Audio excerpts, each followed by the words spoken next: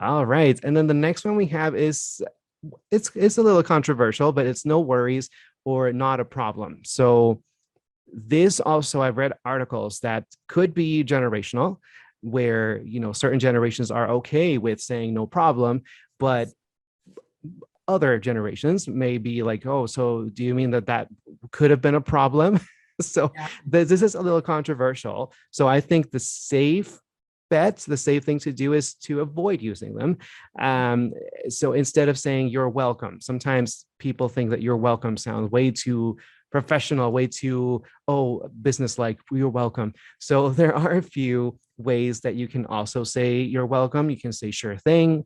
You can say, of course. You can say certainly. You can say anytime. I think anytime is one of my favorite ones, but I also use of course a lot to not say no problem, just because I know it can be controversial. It may be that, in a few years from now, it will stop being controversial and everybody will be saying it. But I think at this time, it is still kind of a hot topic, depending on who you're talking to. Absolutely. And it's funny, Victor, because I've really, now that I've thought about it, I've really started to say happy to.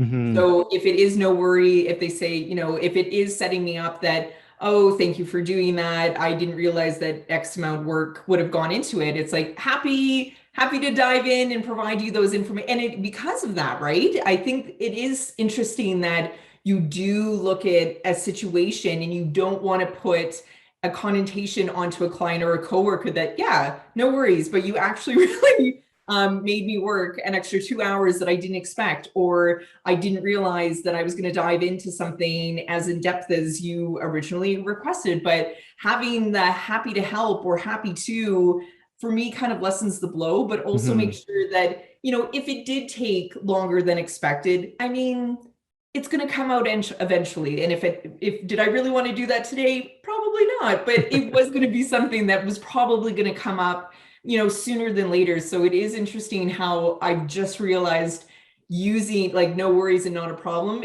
to me is now happy to help. Have you kind of rephrased and you kind of see like a staple or a crutch word that you use to replace these? Yeah, so I do. I think I also use happy or glad I could help is Yes. another one that I use. But I think for the most part, it's either anytime or of course, which again, I don't know if of course is a suitable replacement, but that's what I've been using. That's fair.